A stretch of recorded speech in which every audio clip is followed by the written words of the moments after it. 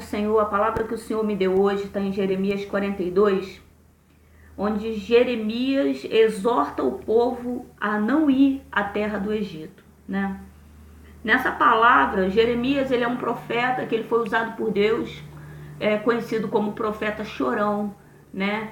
E muitos brincam, zombam disso, porque era um profeta que estava sempre ao orar ao Senhor chorando, mas era um profeta, imagina, ele via as palavras do Senhor que vinha para ele, manda o povo se arrepender ou eu vou entregar o povo ao rei da Babilônia. Só que o rei da Babilônia era o inimigo do povo de Deus. E Deus estava falando, o inimigo vai assolar a sua terra, o inimigo vai destruir, o inimigo vai ter o controle da tua vida, da tua família, se você não se arrepender, se você não se converter, se você não voltar para os meus braços. Eu vou permitir. E Jeremias ele via tudo isso e ele vinha até o povo e falava para que o povo se arrependesse, e falava que ia acontecer. E durante muitos anos, imagina, eu não sei direito, mas não me lembro direito, mas não foi em torno mais ou menos de 40 anos, falando que o mal ia chegar. Como nos dias de hoje, onde nós pregamos a volta de Jesus. Veja, é a volta, ele já veio, foi profetizado que ele viria, ele veio, ele morreu na cruz, tudo é profetizado. Quando você lê na Bíblia, né, os próprios historiadores, eles identificam os livros de Isaías, né, que é o profeta messiânico, como livros muito antigos. E nesses livros muito antigos falava da vinda de Jesus. E Jesus já veio. E agora está se falando sobre Jesus estar voltando. Então Jeremias ele chorava porque ele clamava ao Senhor uma misericórdia. E o tempo foi passando. Como hoje que todo mundo fala, tá falando que Jesus vai voltar. E nunca vem, nunca volta. Né? Existem duas maneiras de Jesus voltar. Uma, em particular, quando Jesus vem até uma pessoa, a pessoa morre, foi Jesus que voltou. O problema agora é que ela vai ser julgada para onde ela vai. Porque a Bíblia fala que se pensarmos nessa vida apenas como estar aqui, como se fosse de tudo, né? Somos praticamente medíocres, achar que a vida é só isso, 70, 80 anos. Nós fomos criados para ser eterno. E Jó, um cara muito inteligente, ele fala, bem sei que os teus pensamentos não podem ser impedidos. O que Jó está querendo dizer é que se Deus desde o início nos criou para ser eterno, seremos eternos. E Jeremias, ele chorava ao Senhor, chorava clamando pelo povo. Porque quando um homem, uma mulher de Deus, verdadeiramente Deus, vem entregar uma profecia, e a profecia não é boa, essa pessoa, ela chora pela pessoa, porque ela sabe que a palavra do Senhor, ela se cumpre. O próprio Deus, ele vem e fala, eu zelo de dia e de noite para que minha palavra se cumpra. E aqui, o povo, já no Jeremias 42, o povo começa a se converter, né? E pede a Jeremias que venha clamar ao Senhor, pedindo que venha orar por ele, né? E Jeremias clama ao Senhor e Deus fala, se, esse é o problema de algumas profecias, o nosso Deus que sou o nosso coração, ele fala, se o povo realmente ficar na terra que eu mandei, não voltar para o Egito, então sim. Ou seja, para toda promessa há um mandamento. Deus quer mudar, virar nosso cativeiro.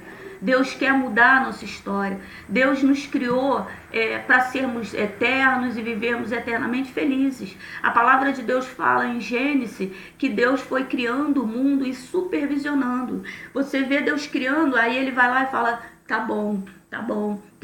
Depois que Deus viu que estava tudo bom, Deus pegou, criou o homem e colocou. Quando Deus fala não é bom que o homem viva só, não está falando só de Eva, mas está falando de estarmos em família, em amigos. Não é bom que o homem esteja só, né? Mas sempre foi projeto de Deus criar Eva, porque, como eu já expliquei isso, Deus fez o macaco e a macaca, o elefante e a elefante fêmea, o peixe e o peixe fêmea, o leão e a leoa. Né? Então sempre foi propósito de Deus. O corpo do homem é perfeito para o corpo da mulher, né? E você percebe que tudo. E quando Deus fez o homem, Deus usou uma palavra, muito bom. Mas depois que tudo estava bom, aí sim Deus colocou o homem. Ou seja, aqui em Jeremias 42, Deus vem falando para que o povo venha realmente a se converter, a mudar suas atitudes. Quando as pessoas pregam muito contra os crentes, né? Quem não conhece a Deus, fala, lá vem a Bíblia, lá vem o crente, porque não consegue entender que houve um novo nascimento, que houve uma mudança, que houve realmente um encontro com Jesus. A palavra fala que Saulo conhecia o Velho Testamento, né? E em Atos 8, onde ele está com as cartas de Damasco para matar os judeus em nome do Senhor, né? Deus para ele e fala assim: Saulo, Saulo, por que me persegues? E Saulo pergunta: quem é o Senhor? Eu sou Jesus Cristo. Ou seja, quando eu persigo um crente, quando eu me levanto contra o ungido do Senhor, eu estou perseguindo o próprio Jesus. Isso é aceitar Jesus como Salvador. Agora a briga não é mais com o homem, agora a briga é com Deus. Levando para Jeremias 42, nunca foi propósito de Deus que houvesse doença, que houvesse tudo isso que tem acontecido. Sempre foi propósito de Deus que tudo fosse bom e perfeito. Mas assim como o pessoal gosta de pegar em Adão, né? Adão e Eva, pode comer de tudo, não pode comer daquela árvore ali. Aí vem a serpente. Deus ainda não tirou a serpente. Quando a arca de Noé entrou os bichos, foi permissão do Senhor que a serpente também entrasse dentro da arca. Porque tem uma coisa chamada livre-arbítrio. Nosso Deus, ele não quer que ninguém fique com ele forçado. É permissão de Deus. A serpente no Jardim do Éden foi permissão de Deus quando o dilúvio veio e a arca de Noé. Até os cientistas. Achei interessante que no meu livro de segundo grau de teologia, de segundo grau, né, quando eu fiz o segundo grau um livro que eu tenho de telecurso, eu estudando ele, tá lá o dilúvio, você sabia? Eles admitindo que uma parte tal, que houve realmente o dilúvio. Então houve uma permissão de Deus que a serpente entrasse na arca por um novo recomeço, por causa do livre-arbítrio.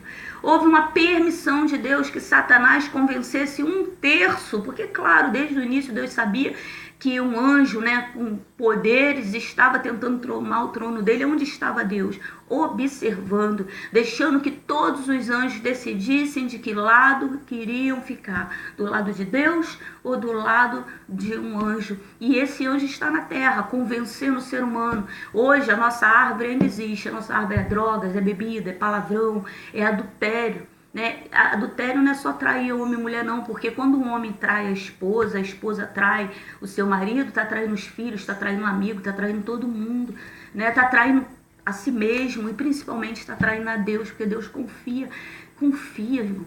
Deus criou o mundo e colocou o homem como dominador da terra. O homem tinha controle de tudo. Satanás queria tomar o controle e ainda existe isso.